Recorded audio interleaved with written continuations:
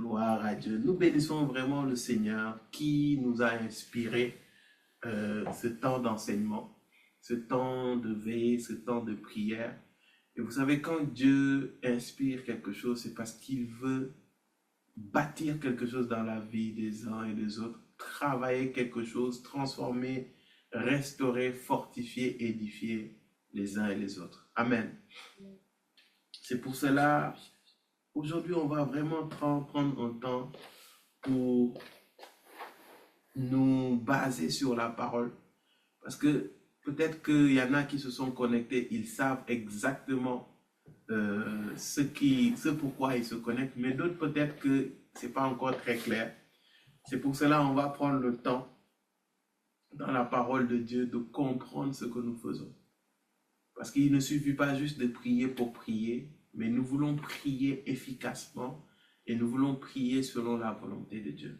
Amen. Et nous voulons prier dans le but que la libération des familles se fasse dans le nom de Jésus.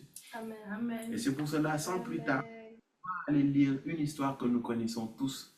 C'est l'histoire de Gédéon. Et je crois que nous tous ici, nous avons été d'une manière ou d'une autre dans la même situation que lui. C'est juste que l'Esprit va nous amener de voir d'une certaine manière et on va donner après des clés, des vérités qu'il faut connaître, qu'il faut comprendre pour vraiment expérimenter la libération des familles. N'hésite pas, ne sois pas avant un Amen. Amen. Amen. Amen. Donc, on va aller Amen. et on va lire du verset 1 à 6 d'abord. Juste 6 à partir du verset 1 jusqu'au verset 6. Les enfants d'Israël firent ce qui déplaît à l'Éternel, et l'Éternel les livra entre les mains de Madian pendant 7 ans. La main de Madian fut puissante contre Israël. Pour échapper à Madian, les enfants d'Israël se retiraient dans les ravins des montagnes, dans les cavernes et sur les rochers fortifiés. Quand Israël avait semé, Madian montait avec Amalek et les fils de l'Orient, et ils marchaient contre lui. Ils campaient en face de lui, détruisaient les productions du pays jusque vers Gaza, et ne laissaient en Israël ni vivres, ni brebis, ni bœufs, ni ânes. Car ils montaient avec leurs troupeaux et leurs tentes. Ils arrivaient comme une multitude de sauterelles, ils étaient innombrables, eux et leurs chameaux, et ils venaient dans le pays pour le ravager. Israël fut très malheureux à cause de Madian, et les enfants d'Israël crièrent à l'Éternel. Amen. Amen. Là, Amen. on est dans un contexte où le peuple d'Israël, qui était un peuple choisi de Dieu, qui était un peuple conduit de Dieu, qui était un peuple que Dieu a fait beaucoup, énormément de bien, que Dieu a libéré, mais qui s'est retrouvé dans une posture que je dis très, très, très, très triste. Et vous allez voir que ça a commencé quelque part. Ça n'a pas commencé par hasard. Et vous allez voir que le peuple d'Israël s'est tellement rabaissé, a tellement été humilié, que vous allez voir que quand on parle, ils disent qu'ils étaient très malheureux, qu'ils étaient oppressés, qu'ils étaient, qu'on venait, on détruisait tout ce qu'ils avaient. Donc c'était un peuple qui au départ, Dieu avait des projets de bonheur et non de malheur. Mais lorsqu'on regarde à leur présent, c'est catastrophique. On va dire qu'il n'y a pas d'espoir. Il n'y a pas d'espoir. Et peut-être qu'aujourd'hui, tu es connecté ici. C'est ton cas. Tu regardes à ta vie, il n'y a pas d'espoir. Tu regardes à ta vie, tu es malheureux, tu es malheureuse. Tu regardes à ta vie, tu es oppressé, tu es opprimé. Tu regardes à ta famille, c'est une histoire de malheur. Tu regardes à ta famille, tu vois le désespoir, tu vois la mort, tu vois qu'il n'y a pas d'avenir, tu vois qu'il n'y a même pas une lueur d'espoir que tu peux avoir par rapport à ta famille. Sache que le peuple d'Israël a vécu cela. Mais vous allez voir que ça n'a pas commencé de manière anodine. Ça a commencé quelque part. Parce que quand vous allez dans Juste 6, le verset 1, on dit quelque chose de particulier. On dit que le peuple d'Israël fit ce qui déplut à Dieu, ce qui déplut à l'Éternel. Bien aimé, il y a des malheurs, il y a des choses qui nous arrivent, qui arrivent à nos familles. Ça n'a jamais été le fruit du hasard. Ça n'a jamais été le fruit du hasard. Pour la plupart, ce sont les ruses du diable, ce sont les ruses de l'ennemi. C'est l'oppression des esprits sataniques, des esprits démoniaques qui sont établis sur les autels familiaux, qui agissent. Et souvent, le diable les a joués autour, si je peux dire cela. Et parfois, c'était sur des choses qui ne sont pas méchantes, si je peux dire ça comme ça. Et j'ai souvent tendance à dire que parfois, bon, ça remonte à nos ancêtres, ça remonte à nos aïeux qui ont eu à faire des alliances, qui ont eu à faire des pactes avec des esprits, et ces esprits en ont profité pour vouloir anéantir, avilir, comment dire, profiter de nos familles pour vraiment leur faire vivre un malheur qu'on ne peut comprendre, qu'on ne peut décrire. Et mes gloires soient rendues au Seigneur. Le Seigneur Jésus a un plan pour toi et pour moi. Donne-moi un bon amen. Amen. Amen. Amen. Lorsque ce peuple ont fait quelque chose qui déplut à Dieu, cela peut être aussi nous, nos familles. Et nous-mêmes, il peut y arriver qu'on fasse des choses qui déplaisent à Dieu. Et cela a provoqué quelque chose. Le peuple d'Israël a fait ce qui déplut à Dieu et a provoqué la domination des Madianites. Et vous allez voir que dans Justice, on dit quelque chose. Ce n'était pas juste une domination, mais on dit que c'était une domination puissante. Les Madianites ne dominaient pas seulement, les Madianites ont dominé de manière puissante. Ça veut dire que c'était une domination qui n'était pas facile à enlever. Ça veut dire que c'était une domination qui n'est pas évidente à enlever. Et ils dominaient tellement le peuple d'Israël que ça dit que le peuple d'Israël, il faisait à manger, il faisait à boire. Madian descendait. Il détruisait tout ce qu'ils avaient fait. Ils détruisaient tout ce qu'ils avaient réalisé et ils repartaient. Et les Israélites ne pouvaient rien faire. Ils étaient complètement déstabilisés. Peut-être que je suis en train de parler, mais je suis aussi en train de parler de l'histoire d'une famille. Une famille qui est sous une domination puissante d'esprits démoniaques, d'esprits des ténèbres. Oui. C'est-à-dire que tu vois la famille. Tu vois que cette famille-là, il y a une oppression qui est visible et on ne peut pas nier cela. On voit clairement comment les vies sont dominées, mais dominées d'une manière puissante. Ça veut dire que quand on parle de domination puissante, ça veut dire qu'il y a une puissance qui est sur ces gens-là et qui fait qu'ils sont dominés et qui fait qu'ils sont complètement soumis. Et le fait que cette puissance-là agisse, ça fait que tout comme le peuple d'Israël, ces familles ou les membres de ces familles, ou même toi-même qui est ici présent, tu vas essayer de réaliser des choses, mais jamais ça n'aboutit. Regardez, je vais vous montrer quelque chose. Comment la domination fonctionnait. Donc on dit, la domination des Madianites fut puissante contre Israël. Après on continue, on dit, pour leur échapper, les Israélites se retiraient dans les ravins des montagnes. C'est-à-dire un peuple qui vivait dans la ville, un peuple qui vivait avec noblesse dans des maisons. Ils ont tellement été oppressés qu'ils étaient obligés de quitter un lieu de confort pour aller dans un lieu d'inconfort, c'est-à-dire dans les ravins. Je ne sais pas si vous savez c'est quoi les ravins. C'est des choses là où si tu ne fais pas attention, tu risques de tomber. Et dans les montagnes. Pour des gens qui étaient dans des villes, pour des gens pour qui Dieu les avait donné Canaan. Dieu les avait libérés d'Égypte, il leur a donné victoire sur Canaan. Mais ces gens ont fait quelque chose qui déplut à Dieu et cela leur a coûté une domination puissante qui les a poussés à sortir de leur maison et d'être dans des ravins et dans des montagnes. Et ces ravins et ces montagnes, ça représente quelque chose.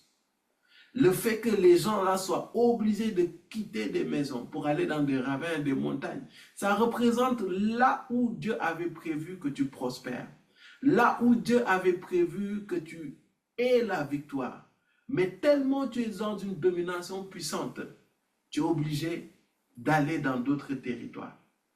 Peut-être que le Seigneur avait prévu pour les enfants de cette famille qu'ils réussissent dans le football, par exemple.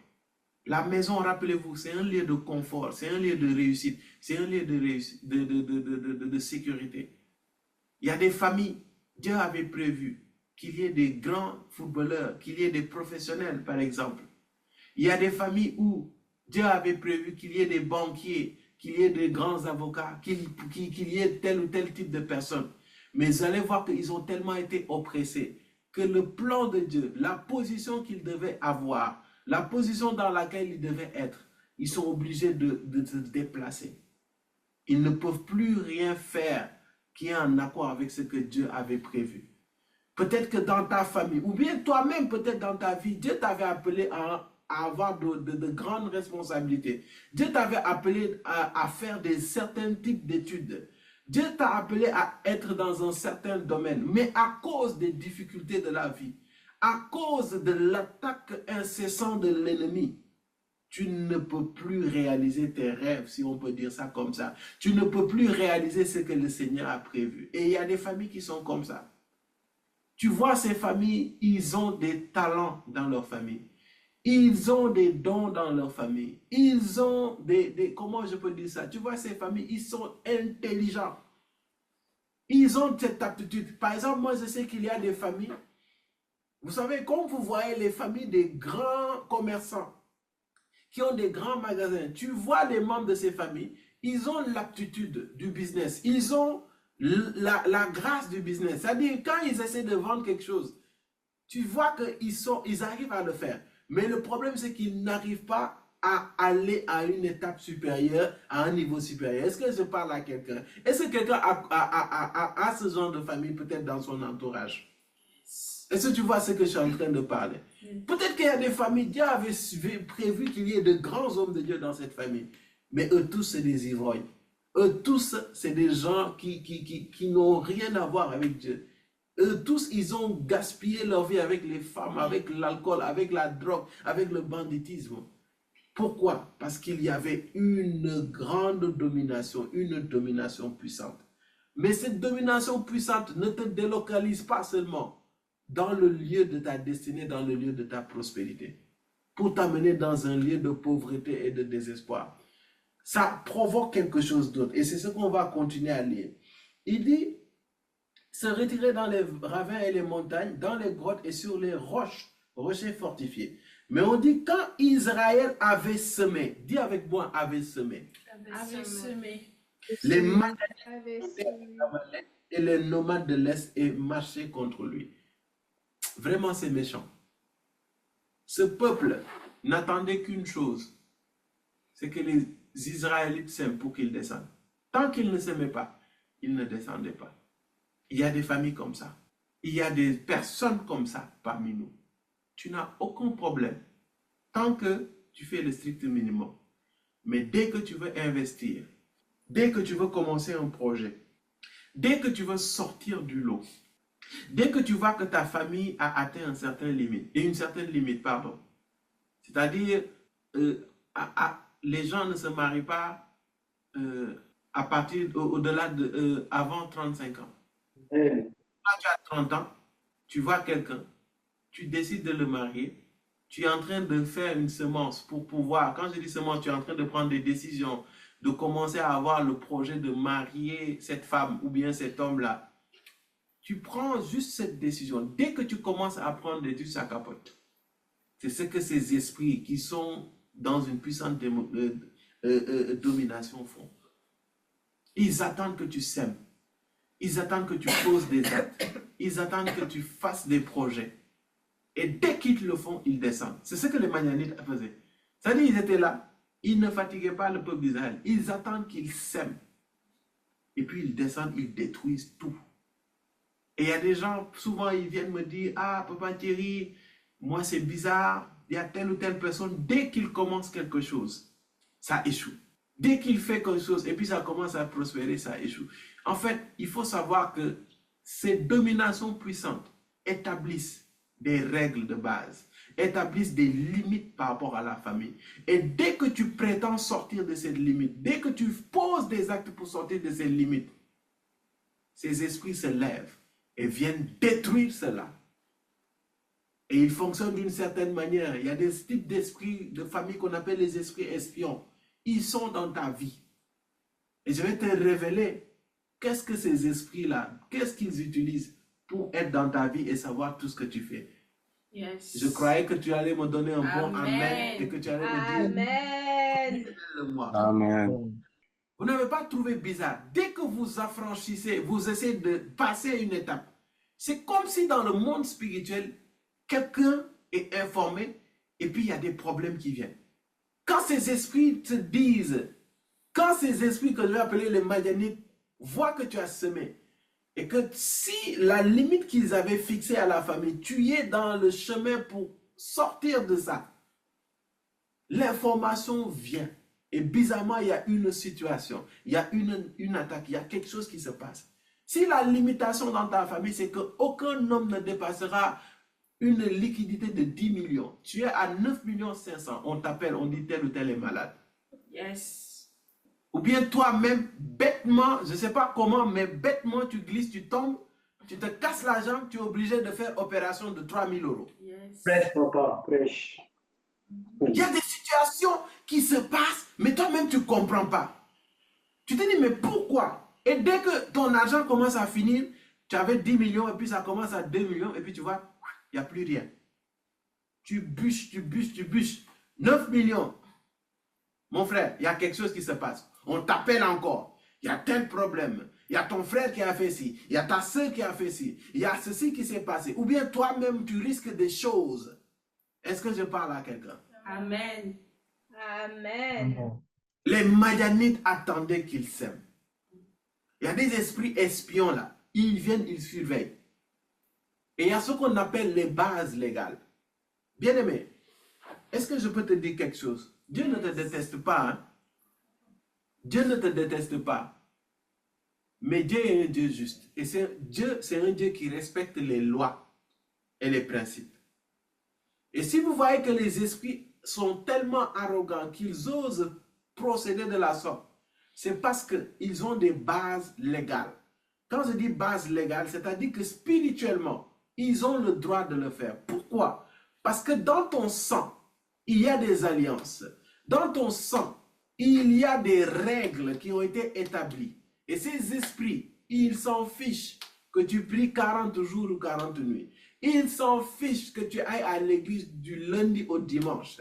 Eux, ce qui leur intéresse, c'est quoi? Est-ce qu'ils portent le sang? Oui. Est-ce qu'il porte le sang de telle personne? Il est le descendant de telle personne? Oui. Est-ce qu'il a son sang?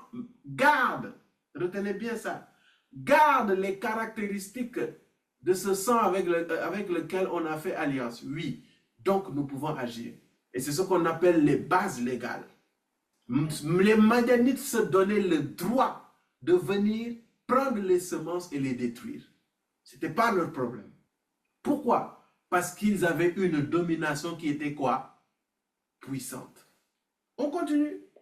On dit, il marchait contre lui. Et on dit, il campait en face de lui. Est-ce que vous voyez ce niveau d'orgueil? C'est-à-dire, ils viennent, ils ne détruisent pas seulement, ils campent. En fait, c'est comme si tu es devant la situation. La situation est là devant toi. Ils te disent, mon gars, tu n'as qu'à tout essayer. Tu ne vas pas y arriver. Et ces esprits, ils vont venir et ils vont te montrer que tu es impuissant devant eux. Impuissant devant ce péché. Impuissant devant ce trait de caractère. Impuissant devant cette limite qu'ils ont établie dans la famille. Frère, s'ils te disent que tu ne vas pas te marier, tu ne vas pas te marier. Sœur, s'ils te disent que tu n'auras pas de mari, tu n'auras pas de mari. Non. Ils ont une base légale.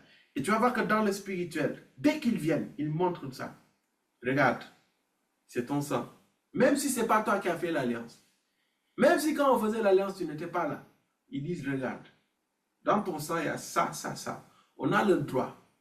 Tant que tu n'as pas 40 ans, on ne va pas lâcher ton mariage. Tant que tu ne vas pas verser du sang, tant que tu ne vas pas faire tel ou tel sacrifice, tu n'auras pas ce travail. Tu n'auras pas ce poste. Tu ne vas pas dépasser tel niveau. Tu ne vas pas faire ceci. Tu ne vas pas avoir telle somme. Tu ne vas pas te marier. Tu ne vas pas réussir. Tu ne vas pas être heureux. Et il continue, il dit, il campait en face de lui. Détruisez les produits du pays jusque vers Gaza et ne laissez en Israël ni vivre, ni brebis, ni bœufs, ni ânes. En effet, ils montaient avec leurs troupeaux et leurs tentes, arrivant comme un essaim de sauterelles. Il était impossible de les tromper et eux et leurs chameaux, et ils venaient dans le pays pour le dévaster. Israël fut plongé dans une grande misère à cause de Madian. Une grande misère. Ces gens-là, et c'était venu pour vraiment humilier Israël. Et c'est comme ça que les esprits de famille font. Il y a des familles qui sont dévastées, qui sont détruites, qui sont maintenues dans la pauvreté. Pourquoi? Parce que ces esprits le veulent.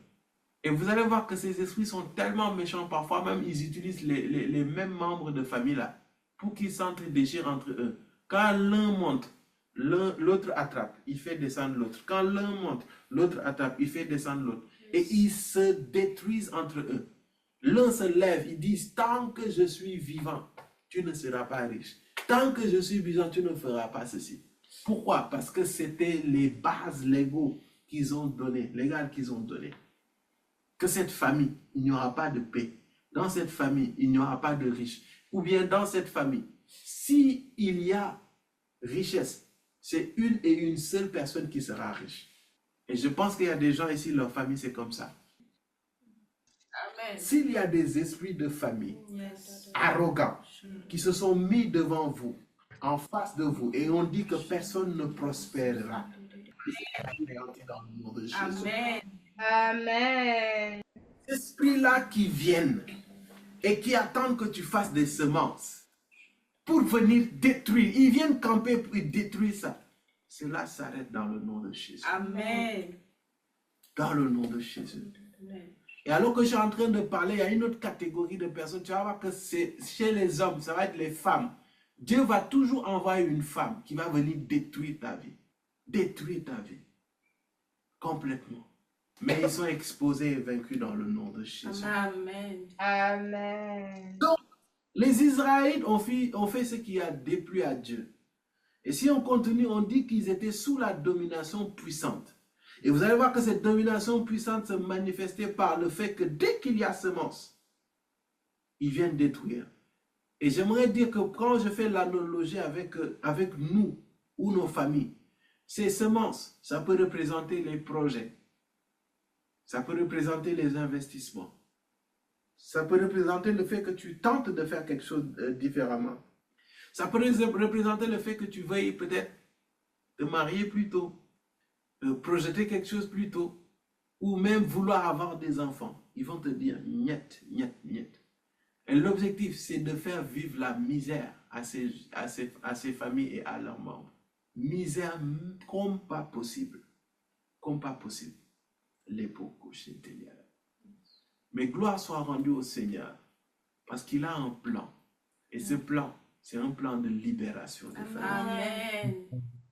Un plan de libération. Amen. Amen. Il faut que tu saches quelques vérités avant que cette libération de famille puisse se faire. Et on va s'inspirer de l'histoire de comment on appelle ça, de Gédéon. Parce que si on continue le passage, on va lire le verset 7. Il y a une première vérité que tu dois comprendre. Juge 6, verset 7. Lorsque les enfants d'Israël crièrent à l'Éternel au sujet de Madian, l'Éternel envoya un prophète aux enfants d'Israël. Amen. Amen. Bien-aimé, est-ce que tu veux... Non, moi, je vais te poser la question. Amen. Individuellement, est-ce que tu veux que ta situation et la situation de ta famille changent? Amen. Amen. Amen. Pas une question comme ça, hein, c'est une question. Amen. Est-ce que tu veux Yes. Amen. que la situation de ta famille change? Amen. Amen. Yes. Amen. Amen. Amen. Tu veux que leur situation change? Amen.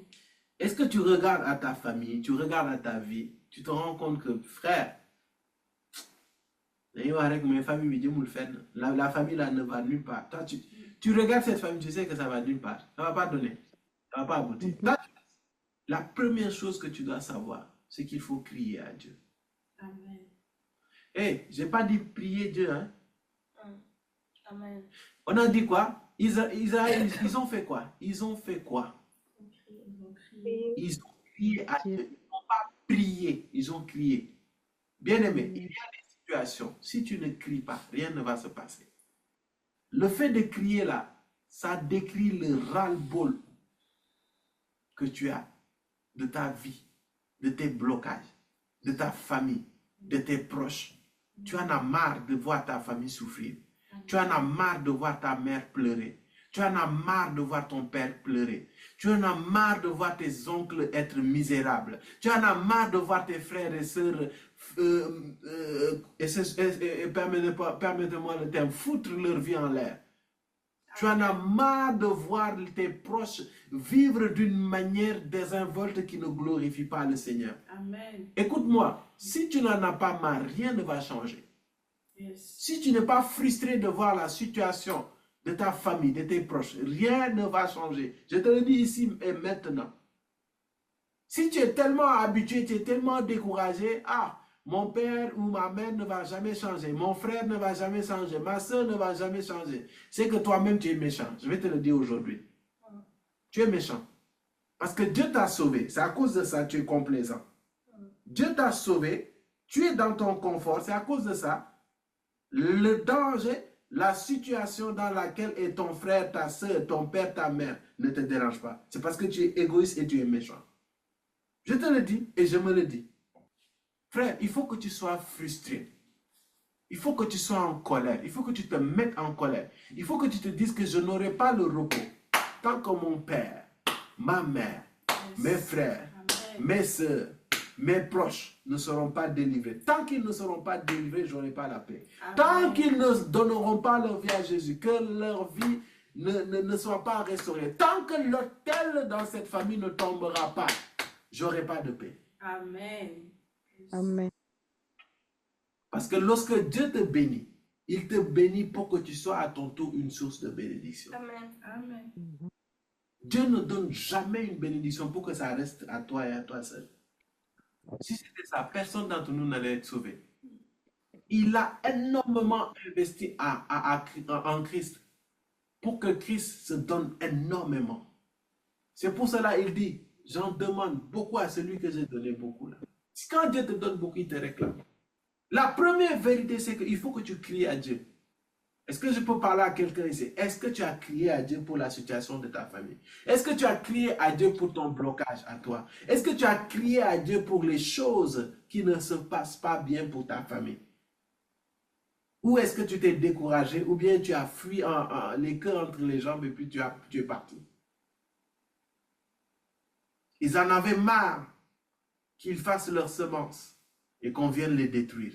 Ils en avaient marre d'avoir quitté leur maison, leurs femmes, leurs enfants pour aller dans des montagnes et des ravins. Ils en avaient marre d'être méprisés, d'être humiliés de la sorte. Mais il y en a, ils sont tellement contents, ils sont tellement complaisants que maintenant ils sont dans la boue et puis ça leur va. Je prie et déclare que cela ne sera pas notre partage dans le nom de Jésus-Christ. Amen. Amen.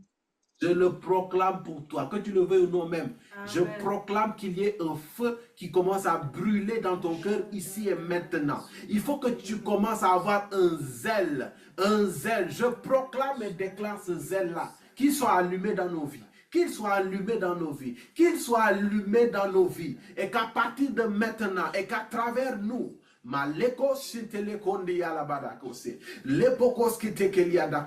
que le Seigneur puisse utiliser ce feu et ce zèle pour que nos familles soient délivrées, pour que nos vies soient changées, pour que sa grâce, sa bénédiction et la destinée qu'il a prévue pour nous puissent être enfantées dans nos vies dans le nom de Jésus. Amen. Amen.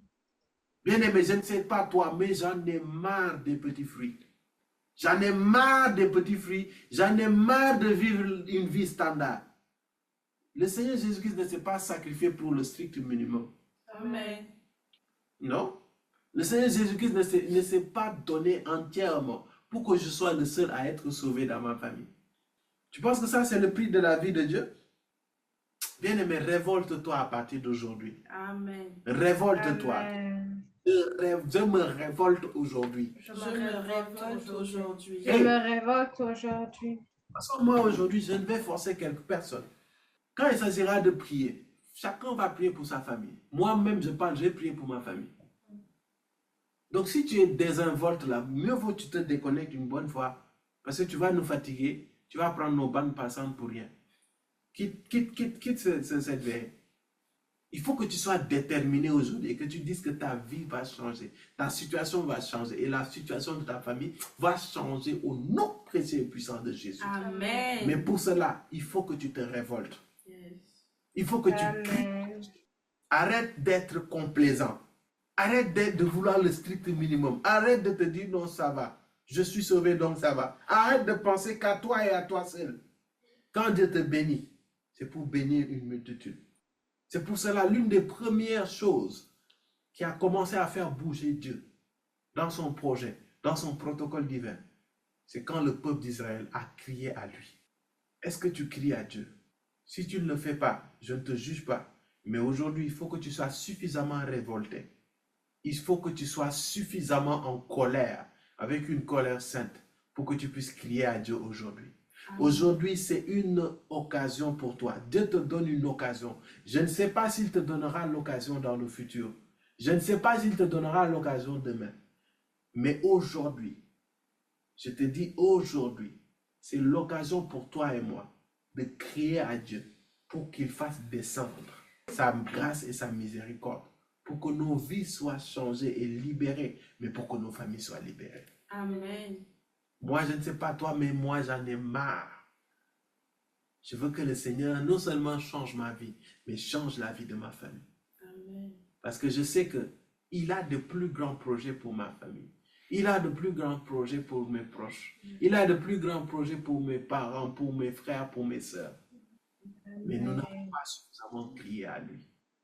Nous étions trop égoïstes et trop égocentriques à notre propre vie, à nos propres problèmes, jusqu'à les oublier. Oubliant que s'ils ne sont pas dans la volonté de Dieu, ils finiront dans la géhenne. Il n'y a pas d'autre solution. Ils vont finir en enfer. Je te le dis aujourd'hui, hein. Et que Dieu nous préserve de nous demander leur vie quand on sera devant lui. Amen. Il va te dire, mon frère, ma soeur, as-tu parlé de Christ à tes parents? As-tu évangélisé tes parents? As-tu exhorté tes parents? As-tu intercédé? As-tu prié? As-tu crié à moi pour que tes proches puissent être guéris ou puissent être libérés? C'est pour cela aujourd'hui, si tu ne le faisais pas, je t'en supplie, aujourd'hui, venons crier à Dieu. Venons crier à Dieu. Crions à Dieu aujourd'hui. Crions comme des fous. Crions parce que nos vies, notre destinée en dépend. Et pas seulement notre destinée à nous-mêmes, mais la destinée de nos familles en dépend. Amen. C'est pour cela, il y a une autre vérité que tu dois comprendre. Et ça se trouve dans la suite, à partir de Juge 6, verset 11, jusqu'au verset 13. Puis vint l'ange de l'Éternel, et il s'assit sous le térébinthe. Donc, ils ont crié, et c'est là où l'ange de l'Éternel vint. Bien aimé, parce qu'aujourd'hui, on va crier. Des anges, je ne vais pas dire l'ange seulement, les anges de l'Éternel vont venir. Amen. Amen. Mais quand je préparais ce temps, il y avait un tel nombre d'anges qui avaient des épées à la main et qui commençaient à être postés au milieu de certaines personnes. Je te le dis, hein, Amen. aujourd'hui, ça va passer ou ça va passer. Amen. Yes. Amen. Mais tous les esprits arrogants, orgueilleux qui s'opposaient à moi, à ma famille, ils vont tomber aujourd'hui dans le nom de Jésus. Amen. Amen. Moi, en ce que j'ai vu, et je sais qu'aujourd'hui, l'Éternel se lève et il va combattre pour nous dans le nom de Jésus. Amen. Amen. Mandeleko shataka. Prie. On va prendre quelques minutes pour prier en esprit. Lebo skete kabaria da kosita. Landeleko te.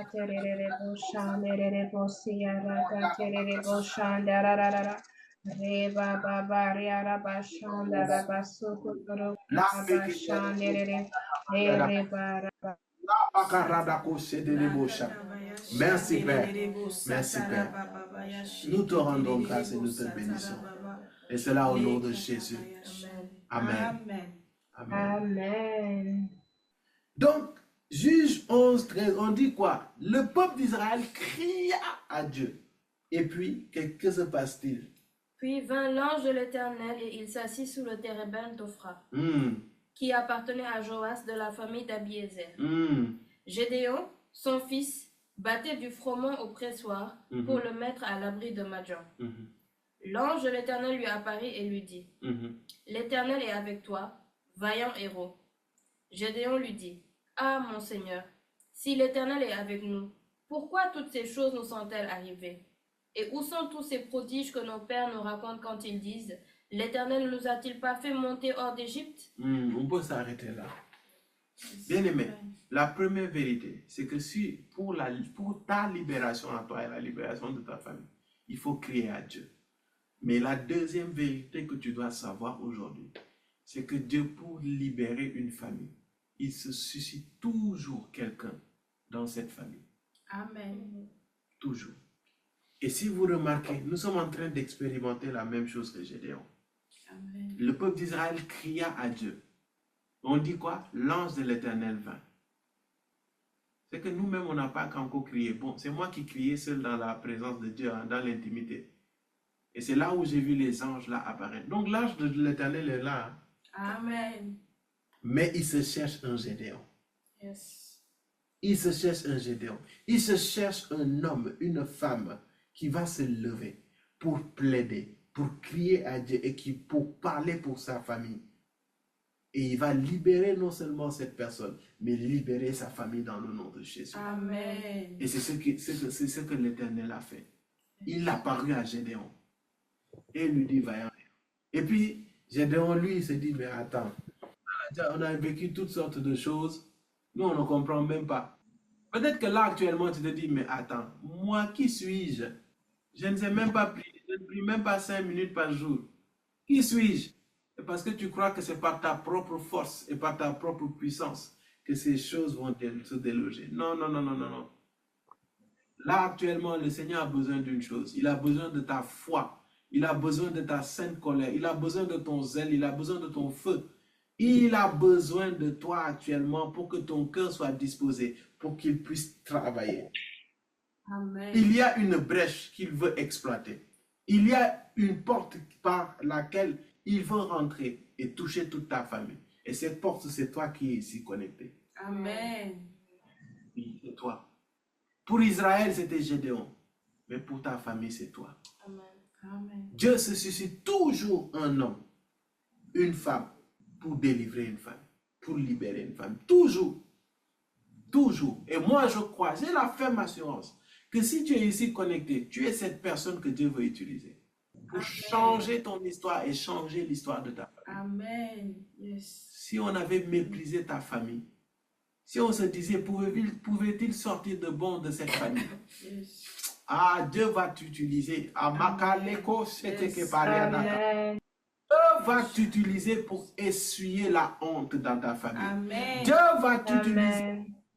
Oh, effacer les larmes, essuyer les larmes de ta mère, de ton père, essuyer la honte dans ta famille et à toutes les générations à venir dans le nom précieux et puissant de Jésus. Amen.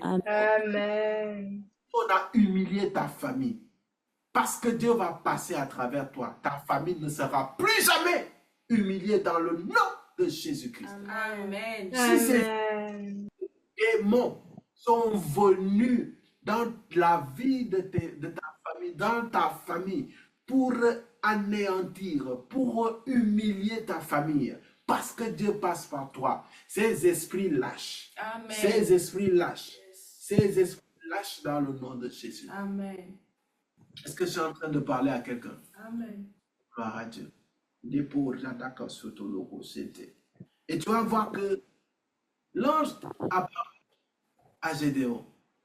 Et puis il lui dit, vaillant héros. Et tu vas voir que Gédéon se pose beaucoup de questions. Il se dit, mais attends, Dieu, tu as fait tellement de choses, tellement de choses, tellement de choses. Mais là, c'est compliqué. Peut-être que je suis en train de parler à quelqu'un. Je suis en train de parler depuis tout à l'heure. Mais tellement tu as essayé, tu as fait des tentatives, tu as parlé, tellement tu as prié, tellement tu es passé par-ci, tu es passé par-là. Ou bien tellement tu as habitué, tu avais espoir, ton espoir a été, il y a eu désespoir, ton espoir a été brisé encore et encore. Tellement tu as vécu et tu te dis, est-ce que ça peut changer? Est-ce que ma famille peut changer? Est-ce que l'histoire de ma famille peut changer? Laisse-moi te dire que Gédéon aussi, il était tellement désespéré qu'il ne croyait pas ce que l'ange de l'Éternel lui dit. Mais la suite, nous voyons que Dieu a agi. Et aujourd'hui aussi, toi qui étais désespéré, toi qui ne croyais plus que ta famille peut se relever, ta famille peut se restaurer, toi qui crois que toi-même ta vie, tu ne peux plus, tu ne vas pas y arriver, tu ne vas plus y arriver. Sache qu'aujourd'hui, Dieu a un plan. Et ce plan-là, c'est un plan de libération. Amen. C'est un plan de restauration. Amen. C'est un plan de victoire. Amen. Et cela dans le nom précieux et puissant de Jésus-Christ. Amen. Amen. Première vérité, tu dois crier à Dieu. Deuxième vérité que tu dois savoir, Dieu se suscite toujours une personne.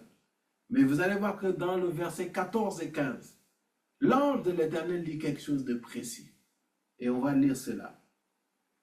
L'Éternel se tourna vers lui et dit, va avec cette force que tu as et délivre Israël de la main de Madian. N'est-ce pas moi qui t'envoie?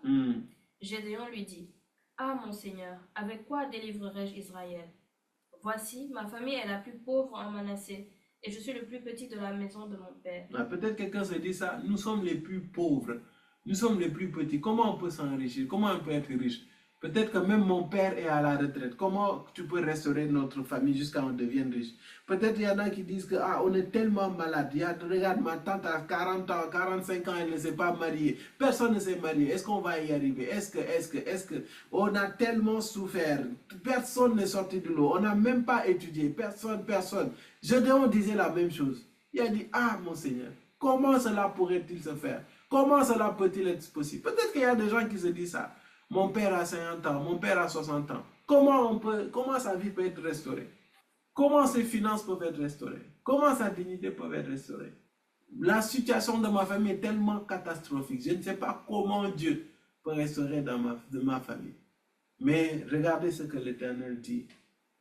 L'Éternel lui dit, mais je serai avec toi et tu battras Madian comme un seul homme. Amen. Amen. Gédéon lui dit, si j'ai trouvé grâce à tes yeux, donne-moi un signe pour montrer que c'est toi qui me parles. Pause. Donc vous allez remarquer, il y a une troisième vérité que tu dois savoir. C'est que pour la libération de ta famille, Dieu va t'envoyer toi. Dieu va t'envoyer toi. Et Dieu va être avec toi. Amen. Amen. Parce qu'il a dit, je serai avec toi. Parce qu'il sait que Gédéon ne peut pas vaincre ses esprits. Il ne peut pas vaincre cette adversité. Il ne peut pas vaincre les Madianites naturellement, physiquement. Hey, si tu crois que, là je vais parler à des catégories de personnes, si tu crois que c'est par ta réussite que tu vas sauver ta famille, bonne chance à toi. Tu fais le Jésus. Non, quand je vais être riche, je vais relever ma famille. Frère, le temps que tu sois riche, là, ta famille a le temps de mourir 3 fois. Et de ressusciter 3 fois. Non, quand je vais avoir de l'argent, quand je vais me marier, quand je vais faire ceci, quand je vais faire cela, c'est là où ma famille là. Et puis toi-même, de façon que tu es orgueilleux, que tu es égoïste, même c'est extraordinaire. Donc le monde doit se mettre en pause pour qu'après ta famille soit contente. Donc ta famille doit t'attendre, il doit souffrir pendant 10, 20 ans avant que tu n'aies suffisamment d'argent pour qu'après il soit heureux. C'est ce que tu es en train de dire. Hein? Est-ce qu'on peut se parler? Yes. J'entends pas ton amen. Amen. Amen. Amen. Est-ce que tu t'entends parler? Ça montre en fait ton niveau d'inconscience et ton niveau d'ignorance de la souffrance de ta famille en fait. Toi, tu ignores comment ta famille En fait, c'est comme si on vient, il y a une personne qui a fait un accident, il s'est cassé le genou, et puis tu dis, non, attends, je suis en 2e année de médecine. Attends que je finisse mes 8 ans de médecine, comme ça, moi, je vais soigner ta blessure là. Entre-temps, attends-moi. Souffre en silence, attends-moi. Non, pardon, c'est ce que tu es en train de penser, hein. Que quelqu'un dise avec moi, je me repens, Seigneur, de mon orgueil. Je me repens, Seigneur. Je me repens. Je me repens, Seigneur, de mon ignorance. Je me repens, Seigneur, de mon ignorance. Je me repens, Seigneur, de mon égoïsme. Je me repens, Seigneur, de mon égoïsme. Au nom de Jésus. Au Amen. nom de Jésus. Au nom de Jésus, Amen. Est-ce que maintenant quelqu'un s'est rendu compte de sa folie aujourd'hui? Amen. Yes. Sois humble, lève la main. Moi, je lève. Où sont les petits Jésus? Ceux qui disent, quand je vais avoir de l'argent, ma famille ne va plus souffrir. Quand je vais avoir de l'argent, ma mère ne va plus souffrir. Donc, toi, les gens doivent t'attendre pour arrêter de souffrir, quoi. Tu sais, Dieu peut effectivement passer par toi financièrement et faire. Mais n'impose pas Dieu de faire uniquement par toi. Il a plusieurs moyens. Et par ton manque de foi, en fait, tu peux bloquer l'œuvre de Dieu. Si Dieu avait prévu en cette année 2025 de visiter ton père, de visiter ta mère, de visiter tes frères, de visiter tes soeurs, parce que ta foi et que tu es la porte, tu es la personne que Dieu va envoyer. Parce que toi, ta foi, c'est qu'il ne peut passer que par toi. Tu es en train de bloquer le protocole divin pour venir bénir ta maison. Yes. C'est pour cela qu'il ne faut plus être égocentrique. Donc, ça veut dire que c'est toi seul qui dois réussir. Tes frères et sœurs ne doivent pas réussir. Dieu ne peut pas passer par ton frère ou ta sœur. C'est calme, hein? Eh oh, est-ce que vous êtes là? Amen. Yes. Yes. Donc, Gédéon était dans les discours. Le cas est compliqué, Seigneur. Patati patata, patati patata. Mais c'est bizarre. L'ange dit, mon gars, je t'ai envoyé, il faut partir. En fait, l'ange est en train de lui dire, tu parles trop. Ferme ta bouche. Tu parles trop. J'ai un plan. Et le plan pour libérer Israël, c'est que je vais t'utiliser. Amen. Mais je ne vais pas utiliser tout le peuple d'Israël. Parce que vous allez voir que plus tard, dans le passage de Gédéon, lorsqu'il a obéi à Dieu et qu'il a fait tomber l'autel de son père, Dieu lui dit d'aller chercher une armée. Il a choisi tout le peuple d'Israël quasiment. Il est parti. Et Dieu lui a dit, je n'ai pas besoin de tout cela. J'ai juste besoin de 300 personnes pour faire tomber tout un peuple. Amen. 300 personnes pour faire tomber toute une armée. Donc Dieu est en train de faire montrer à Gédéon, tu as un système de pensée. Tu as une manière de penser.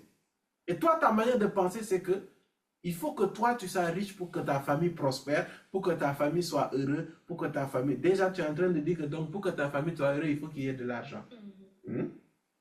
Déjà. Tu vois ta folie. Le Saint-Esprit est en train d'exposer nos folies au...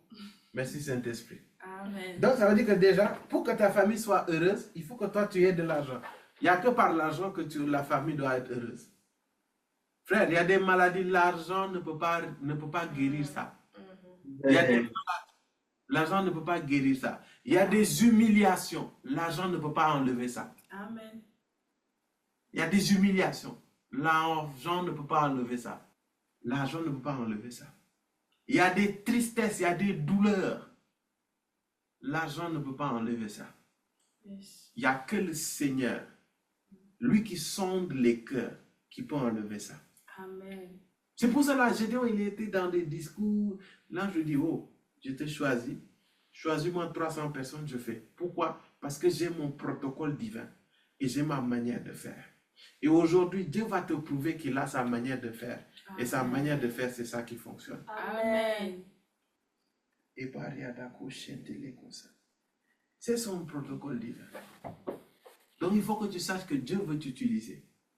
Mais il va t'utiliser selon ses moyens, selon son projet. Est-ce qu'on est d'accord? Amen. Amen. Et il y en a parmi vous. Amen. Et à cause de ton orgueil là, que Dieu est en train de bloquer même tes finances. Oui.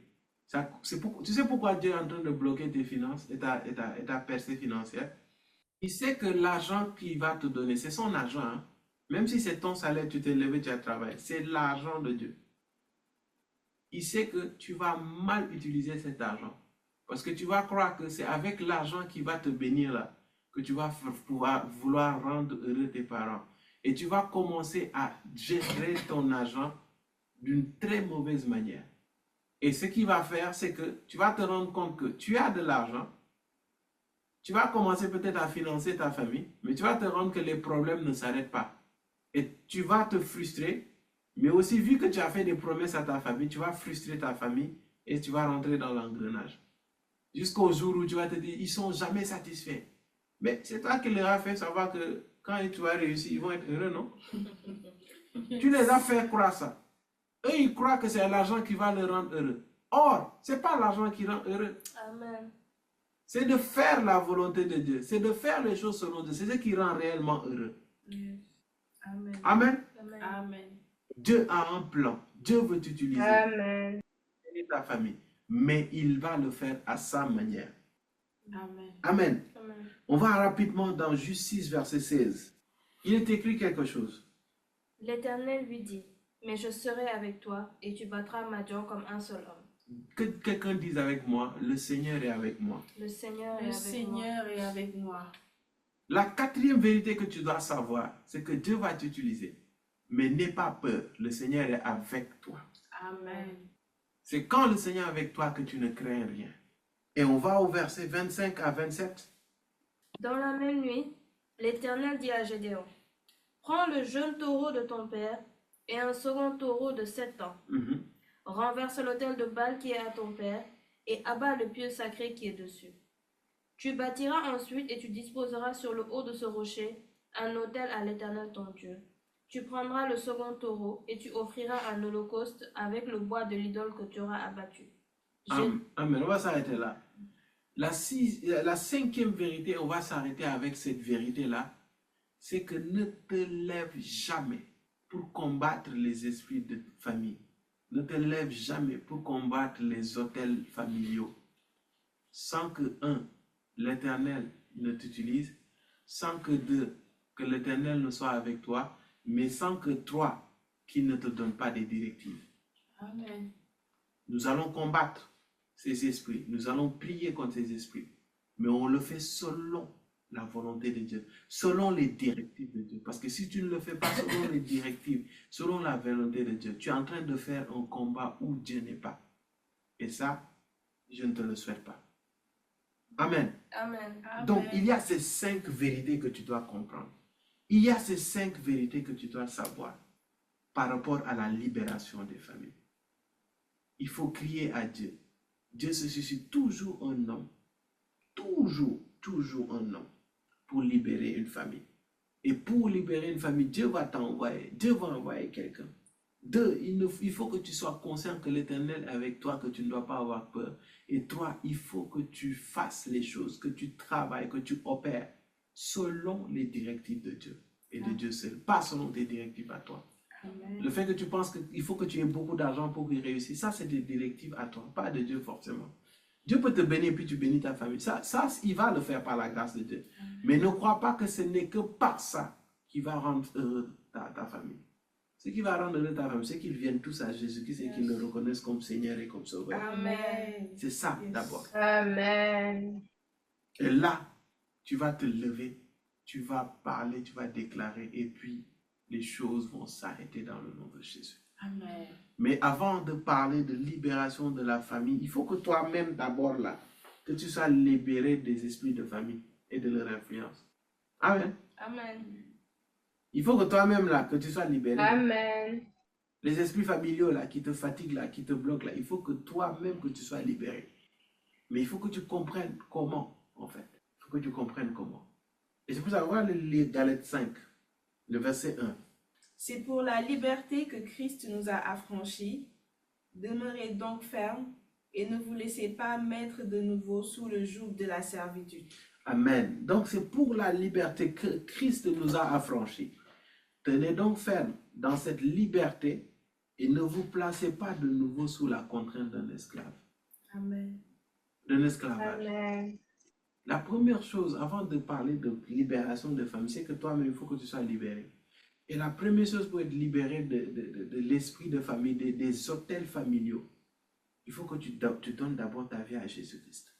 Il faut que tu acceptes Jésus-Christ comme ton Seigneur et ton Sauveur. C'est-à-dire que tu commences à marcher selon la volonté de Jésus-Christ, selon ce qu'il désire, et que ta vie là, que tu prennes ça et tu donnes à Jésus-Christ. C'est-à-dire, tu ne vis plus comme tu veux, mais tu vis selon ce que le Seigneur Jésus veut. Amen.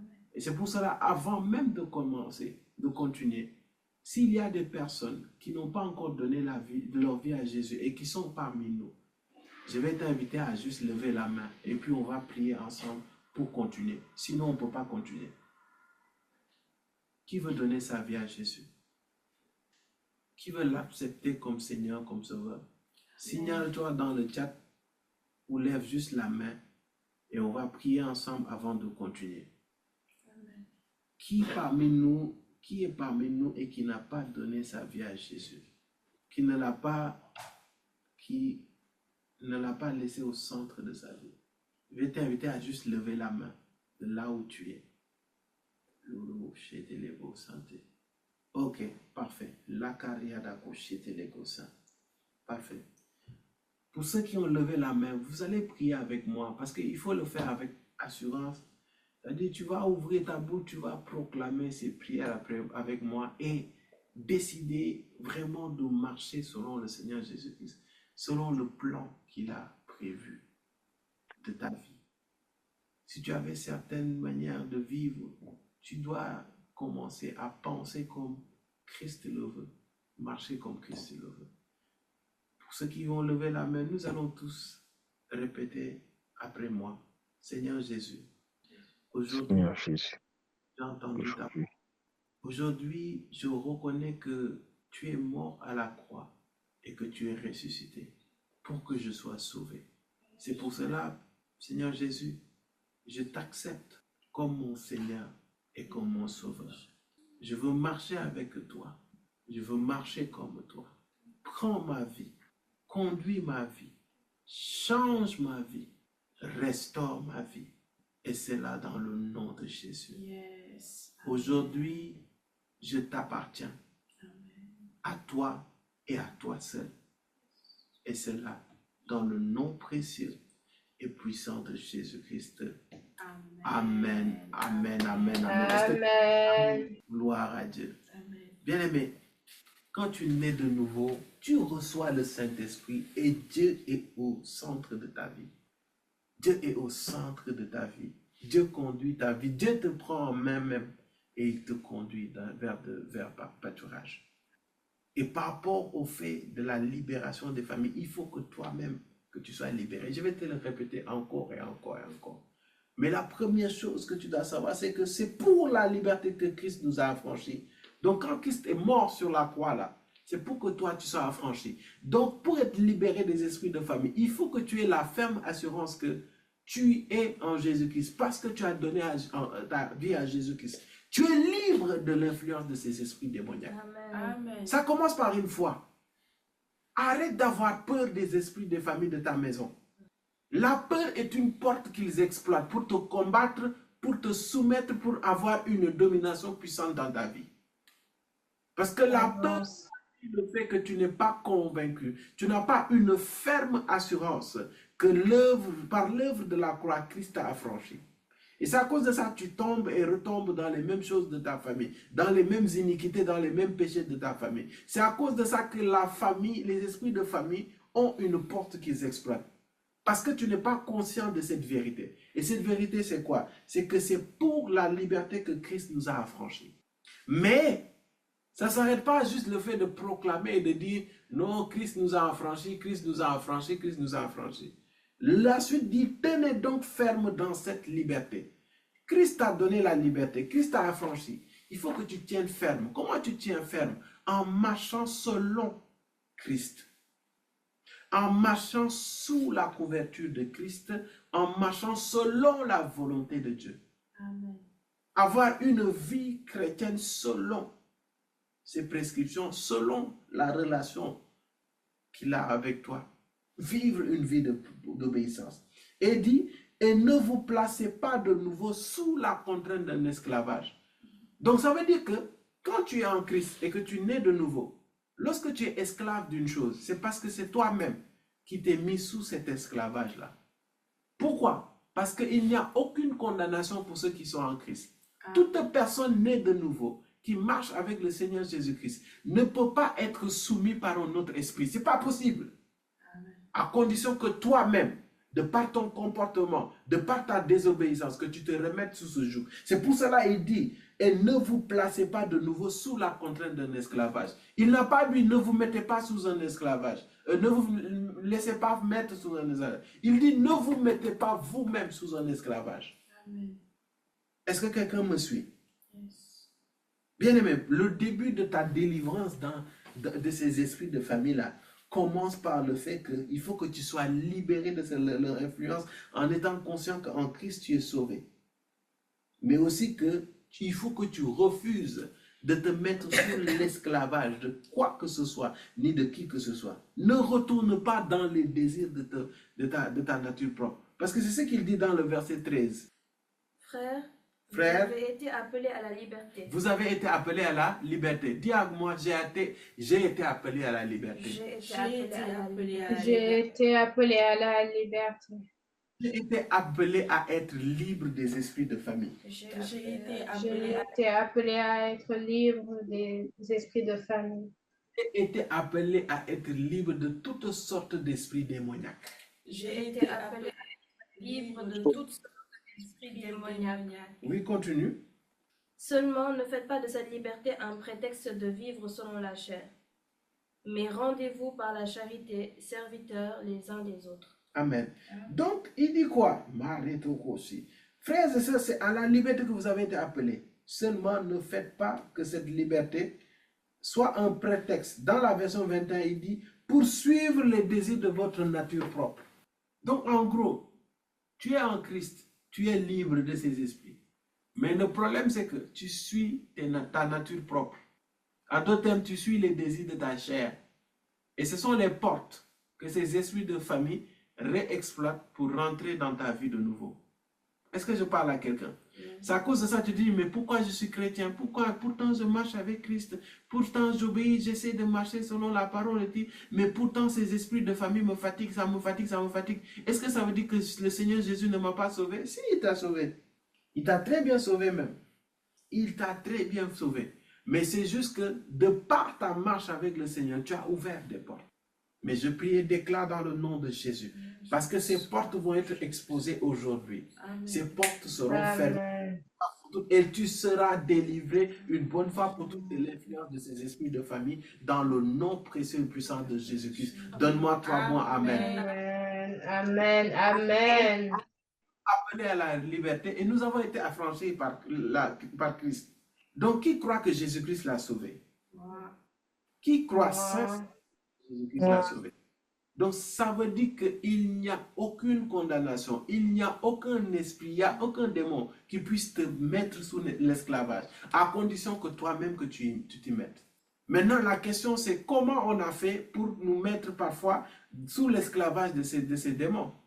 Comment on fait parfois pour que ces esprits de famille reviennent? C'est la question qu'on doit se poser aujourd'hui et qu'on va découvrir. Il y a principalement deux catégories de moyens qu'il faut exploiter souvent pour utiliser cette ruse et réentrer dans la vie de ces gens, des personnes, et puis les remettre sous leur influence et les réimposer. On va aller dans Galates 5, versets 19 à 21. Or, les œuvres de la chair sont manifestes. Or, les œuvres de la chair, ou on peut dire les œuvres de la nature propre. Ok? Ce sont l'impudicité. Bien-aimé, à chaque fois que tu es dans l'impudicité et que l'esprit de famille s'apporte c'est l'impudicité, tu donnes l'occasion à l'esprit de famille de revenir dans ta vie et d'avoir une domination puissante dans ta vie. À chaque fois. À travers la masturbation, à travers la pornographie, afin de coucher, toutes sortes d'impudicité. Mets dedans. Chaque fois que tu tombes dedans, c'est un boulevard que tu es en train d'ouvrir à cet esprit de famille pour qu'il puisse revenir, pour qu'il puisse te soumettre de nouveau, pour que tu puisses être sous l'influence des membres, de l'influence dans laquelle les membres de ta famille est. C'est une porte. Christ t'a sauvé une bonne fois pour toutes. Mais parce que tu es tombé, parce que tu as pratiqué ça, ça fait qu'une porte a été ouverte et l'esprit revient. Oui? L'impureté. L'impureté, c'est la même chose. L'impureté à travers les pensées. L'impureté à travers ton comportement. L'impureté à travers tes paroles. L'impureté à travers ton habillement. L'impureté dans toutes ses formes. C'est des portes. Continue. La dissolution. La dissolution. Le fait que tu ailles dans tous les sens là. Dans d'autres, il y a une autre, comment dire? Voilà, c'est la débauche. La dissolution, c'est la débauche en fait. Oui. L'idolâtrie. L'idolâtrie, c'est une porte. L'idolâtrie, c'est une porte. C'est quoi idolâtrie? C'est toute chose que tu mets à la place de Dieu. Ça peut être des statues. C'est la première chose auquel on pense. Mais ça peut être l'argent. Ça peut être la femme, ça peut être l'homme. Ça peut être beaucoup de choses. L'idolâtrie, c'est toute chose que tu élèves au-dessus de Dieu dans ta vie.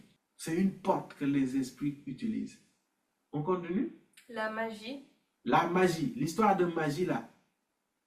Vous qui allez chez Kankamoussa, chaque fois que vous y allez, c'est une opportunité pour ces esprits de famille de vous dominer et de vous massacrer.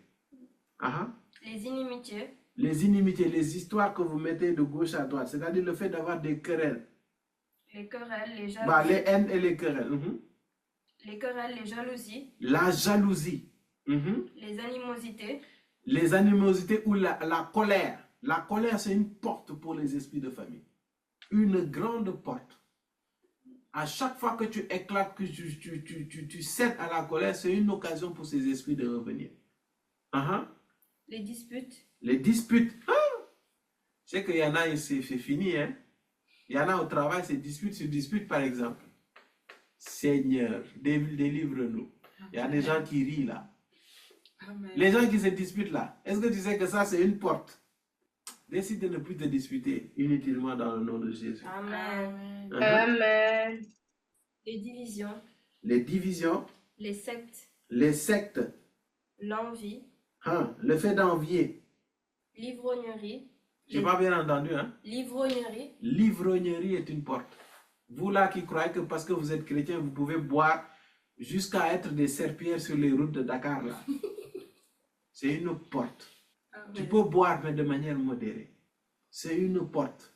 Moi, je sais que l'esprit de famille dans ma famille à moi, il pousse les gens à boire en outrance. Moi, les hommes de ma famille, même les femmes même, tout le monde boit. Cousin, oncle, tante, ils boivent comme pas possible. On dirait des fûts sans fond. C'est des gens, ils peuvent te boire du matin au soir. Ils boivent énormément. Et sauf que le problème, c'est que quand tu bois énormément, là, tu n'as pas les moyens. Ça détruit ta vie, ça détruit ta santé. Yes. Même quand tu as les moyens, même, ça détruit ta vie, ça détruit ta santé. Amen. Mais c'est juste que ça a plus d'effets néfastes. Parce que quand tu bois et puis tu ne manges pas bien, tu vas mourir 3 fois plus rapidement que celui qui mange bien. Donc, on rit, mais moi personnellement, je sais que l'alcool, si je suis dans l'ivrognerie, les esprits de famille vont me détruire. Parce qu'ils ont détruit des vies au niveau de mes proches, l'alcool. Et moi, Dieu, quand il a voulu me délivrer de l'esprit de famille, il y a une année, Dieu m'a dit, tu vas faire un jeûne d'1 an. C'est-à-dire quoi? Tu vas rester une année entière. Tu ne vas point avoir une goutte d'alcool dans ta bouche. Une année entière, de janvier jusqu'à décembre, je n'ai pas mis d'alcool dans ma bouche. Mais il ne m'avait pas expliqué tout ça. C'est pour cela, bien aimé, parfois Dieu va te demander de faire des choses. Obéis à Dieu. Obéis à Dieu. Moi, les gens qui me connaissaient avant, ils savent que je buvais énormément. Je pouvais rester toute une journée, je suis ivre. Je bois beaucoup. Et puis c'était drôle. On te disait que oui, tu es un homme, tu bois, tu es résistant à l'alcool. Frère, j'ai jamais vu quelqu'un réussir parce qu'il est résistant à l'alcool. Amen. Non, mais c'est vrai ou c'est pas vrai? Amen. Je n'ai jamais vu quelqu'un, ça dit non, ouais, il a construit une maison parce qu'il est résistant à l'alcool. J'ai jamais vu quelqu'un comme ça. Donc, quand au foyer boire, les gens étaient fiers. Ouais, toi, tu es un homme. Ouais, mais toi, tu bois beaucoup, hein, toi, tu es résistant. Qui comprend ce que je dis? Non, toi, tu es l'homme. Toi, tu es l'homme même. Ouais, tu gères. Et puis toi, tu es fier. Tu dis, ouais, donne-moi une autre bouteille même en plus. Alors que tu es en train de te tuer à petit feu. Bêtement comme ça. Mais gloire soit rendue à Dieu. Dieu m'aime énormément. Yes. Amen. Et en ce temps-là, je n'avais pas la maturité. Mais Dieu m'a juste dit, je sais pas, je faisais des bêtises. Mais il y a une chose, c'est que quand Dieu me disait quelque chose, je l'obéissais par la grâce de Dieu. Cette année-là, j'étais vraiment dans la prière et tout. Et à un moment, Dieu me dit, l'année qui va venir là, ne mets aucune goutte d'alcool dans ta bouche. C'était bizarre comme directive. C'était une première fois que Dieu me demande certaines choses comme ça. Et puis j'ai dit, ok, je suis même pas, mais c'est bizarre. Je suis même pas entré dans les histoires de comprendre. J'ai dit, ok, Seigneur, tu l'as dit, je vais le faire, je vais obéir. De janvier à décembre, je n'ai pas bu d'alcool. Et dès l'année qui a suivi, qui a suivi, il m'a dit, maintenant tu peux boire.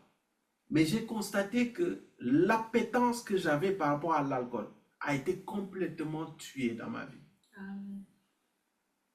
Donc en fait, la porte que l'esprit de famille voulait exploiter pour me détruire a été complètement condamnée. Une bonne fois pour toutes.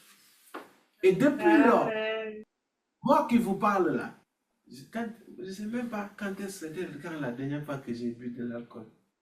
En tout cas, je ne sais pas que je ne bois plus d'alcool, mais quand je bois vraiment. Moi, mes limites, c'est quoi? C'est un verre, pas plus de 2 verres. Je ne dépasse jamais 2 verres.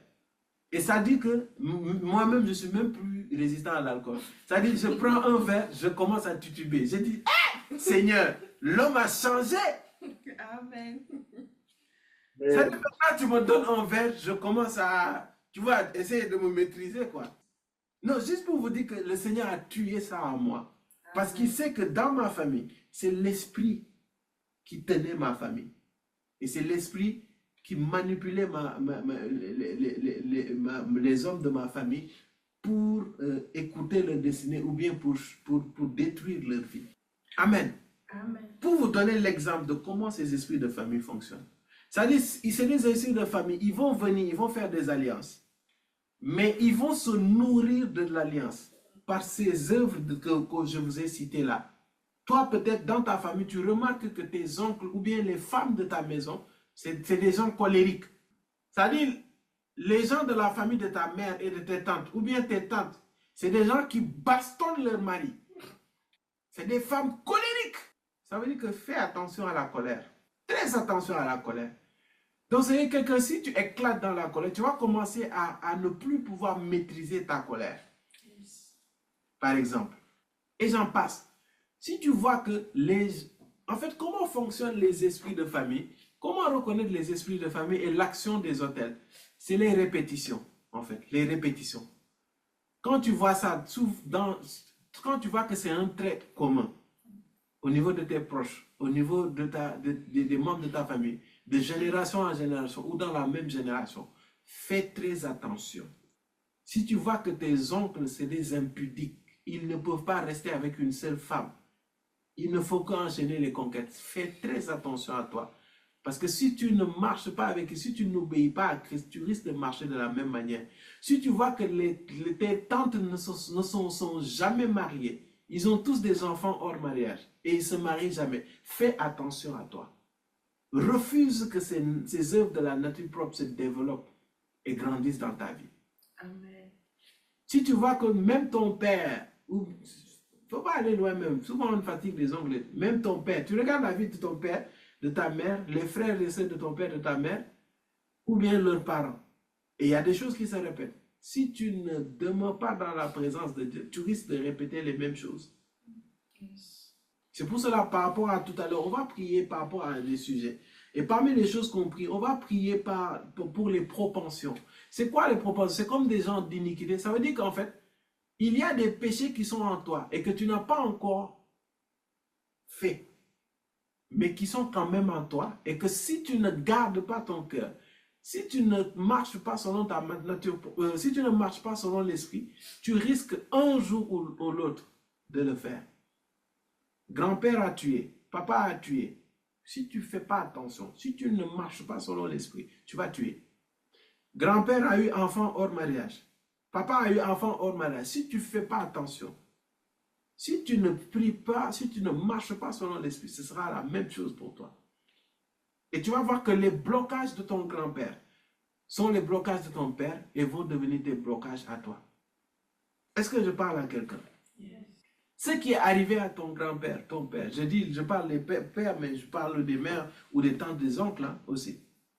C'est-à-dire les répétitions, les choses qui se répètent, les événements qui se répètent, les événements cycliques dans ta famille, si tu ne te donnes pas à Christ et si tu ne marches pas selon l'esprit et si tu cèdes à la nature propre, c'est-à-dire ce qu'on est en train de citer là, tu vas vivre les mêmes histoires, tu vas vivre les mêmes déboires, tu vas vivre les mêmes blocages. Et je n'ai pas besoin d'être un prophète pour te le dire. Mais je prie et déclare dans le nom de Jésus que cela ne sera pas ton cas. Que là où tes parents échouaient dans ce combat, toi tu en sortes dans le nom de Jésus-Christ. Amen. Amen.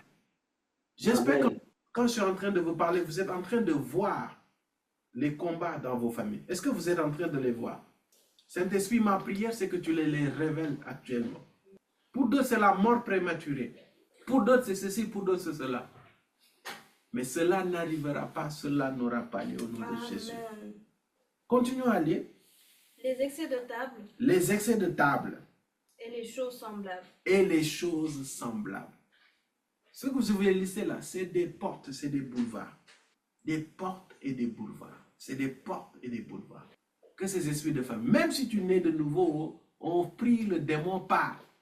Si tu as toujours ces traits de caractère, si tu es colérique, si tu es impudique, tu n'arrives pas à arrêter de te masturber, tu n'arrives pas à être jaloux, tu n'arrives pas à retenir ta colère. Les choses qui t'avaient attaqué, les choses qui t'avaient frappé, qui te fatiguaient, et pour lesquelles on a prié, tu as été délivré à un moment, ça va revenir. Pourquoi? Parce que tu as une nature propre à laquelle tu es soumise ou soumis. Et ce n'est pas parce que l'homme de Dieu n'a pas d'onction ou bien l'homme de Dieu n'a pas bien prié. C'est parce que c'est toi-même, par ton comportement, par ton attitude, par ta manière de vivre en fait. Donc, de par ta nature propre, tu te condamnes toi-même et tu te mets esclavage de ces esprits de famille. Et c'est valable pour tous les autres esprits. Et ces esprits de famille vont te pousser à être dans des blocages, mais aussi à pécher, à te masturber, à coucher, à être impudique, à être colérique. Donc, ils vont te mettre dans un cercle vicieux. Pourquoi? Parce que ces esprits vont se nourrir de ça. Et ils savent que tant que tu vas tomber dans ça, ils auront une emprise dans ta vie. Donc, tu vas tomber. Ils vont venir dans ta vie, tu retombes, ils vont avoir plus d'influence dans ta vie, et ainsi de suite. C'est pour cela qu'il y a des esprits, ils vont beaucoup utiliser la peur. Ils vont toujours créer des situations, ou bien toucher des personnes, ou bien provoquer des situations qui vont susciter la peur. Et quand tu auras peur, là, ils pourront rentrer et commencer à travailler. L'autre chose aussi, à part les œuvres de la nature propre, ou bien les œuvres de la chair, ce sont les forteresses. On a cité des œuvres de la nature propre. Est-ce que je peux vous citer quelques forteresses? Yes. C'est ça que utilisent les esprits là. C'est ça qu'utilisent les esprits pour vous blaguer ou bien pour rentrer dans vos vies. Et parmi les forteresses, il y a le rejet. Le fait de se sentir rejeté, les pensées de rejet. Il y a la peur, il y a la colère, c'est revenu. Il y a la débauche, il y a les addictions. Papa était un fumeur. Grand-père était un fumeur. Toi maintenant tu es un fumeur. Papa est mort de cancer du poumon. Grand-père est mort de cancer du poumon. Conclusion, je n'ai pas besoin de prophétiser. Hein. Tu vas mourir de cancer du poumon. Pourquoi? Parce que ce démon, en fait, pour avoir une emprise, il va te pousser à fumer. Et après, lui, ce qu'il va se nourrir pour ta famille, en fait, c'est la mort prématurée. Parce qu'il sait que quand tu vas fumer là, tu ne vas pas faire long feu. Les addictions, l'alcool, même chose. les addictions au jeu, l'esprit de famille, s'il veut vous soumettre dans la pauvreté, il va toujours vous pousser à prendre tout ton argent et puis tu vas faire pari foot. Ou bien OneXBet. Toutes sortes d'addictions, mets dedans. PMUO, tout. La haine. Tu es quelqu'un de haineux. La dépression, c'est des portes. Toi qui es tout le temps en dépression là, à chaque fois que tu tombes en dépression là, les esprits de famille vont entrer pour te bloquer. Est-ce que tu sais que la tristesse aussi c'est une porte? Le fait d'être triste. C'est pour cela que la Bible te dit soyez toujours joyeux. La tristesse c'est une porte. Hein? Je te le dis aujourd'hui. Oui, la tristesse. Souvent même c'est une porte qui est exploitée pour pousser les gens à entrer dans un esprit de, comment on dit ça, de suicide. Quoi d'autre? La jalousie, la pauvreté. Les pensées de pauvreté vont pousser ces esprits à te maintenir dans la pauvreté. La rébellion, le mépris, l'orgueil, le suicide, le manque de pardon. Et j'en passe, il y en a plusieurs. Mais tu vas voir que ces choses-là, si tu ne travailles pas ça dans ta vie, ces esprits de famille auront toujours une porte pour revenir. On va les chasser aujourd'hui, ils vont revenir si tu ne travailles pas ça. C'est pour cela aujourd'hui, il faut que le Seigneur nous révèle les portes que les esprits de famille utilisaient dans nos vies pour bloquer. Amen. Amen. Parce que toi, tu es en train de bagarrer pour chercher du travail, trouver du travail. Mais en vrai, le réel problème, c'est ton esprit colérique. Ou bien c'est ton esprit rebelle. Ou bien c'est la tristesse. Tu es en train de te battre pour aller chercher le travail. Mais en fait, c'est l'esprit de famille qui bloque ton travail. Mais il est en train d'utiliser ça ou ça ou ça ou ça pour te bloquer. Amen. Tu es en train de prier pour le mariage là. Mais en fait, l'esprit est en train d'utiliser ta haine ou bien ta colère là pour bloquer ton mariage en fait. C'est pour cela, devant chaque situation dans laquelle tu es, demande au Seigneur qu'est-ce qu'il veut te faire comprendre, qu'est-ce qu'il veut te faire savoir. Amen. Amen. Amen. Donc maintenant c'est beaucoup plus clair pour que toi-même que tu sois libéré. Pour que tu sois libéré aujourd'hui, nous allons nous accrocher. Nous allons plaider l'œuvre de la croix dans nos vies. Parce qu'on a dit que c'est par la mort de Christ que nous sommes affranchis. C'est par ce sacrifice. Donc, on est déjà affranchis. Mais à cause de notre désobéissance à la parole, à cause de notre marche avec le Seigneur qui n'est pas sérieuse, à cause des péchés, des iniquités que nous avons eu à faire, ces esprits de famille se retrouvent à revenir et à avoir une influence surnaturelle dans nos vies. Mais nous allons prier aujourd'hui pour que cela s'arrête ici et maintenant dans le nom de Jésus. Amen. Et après ça, nous allons nous lever et nous allons prier maintenant pour nos familles et faire tomber ces autels qui fatiguent nos familles et qui nous fatiguent nous-mêmes et qui nous bloquent. Parce que je crois qu'à la fin de cette prière, à l'issue de cette prière, je vois beaucoup de travail, beaucoup de CDI, beaucoup de contrats. Amen. Je vois beaucoup de mariages, je vois beaucoup de déblocages, je vois beaucoup d'alternance, je vois beaucoup de réussite, je vois beaucoup de projets se réaliser, je vois beaucoup de captifs être libérés, je vois beaucoup d'hommes et de femmes ne plus être dépressifs, je vois beaucoup de personnes être complètement libérées de l'esprit de mort, de l'esprit de divorce, de l'esprit de célibat, de comment on appelle ça, du chômage et j'en passe. Amen, amen. Beaucoup de délivrances vont se faire aujourd'hui. De l'esprit de folie. Il y a quelqu'un ici aujourd'hui. Il va être délivré de l'esprit de folie. Amen. Oui, l'esprit de folie. L'esprit de folie. L'esprit de folie. Parce que je vois quelqu'un dans la foule. Tu commences même à parler seul. Tu commences à parler seul. Tu marches et puis tu parles seul. Tu parles seul. Mais cela n'arrivera pas, cela n'aura pas lieu. Amen. Oh oui. Tous ces esprits démoniaques qui mettaient leurs mains sur ta vie là et sur ta destinée, ils vont partir aujourd'hui, ils vont lâcher. Amen. Et c'est là dans le nom de Jésus. Amen.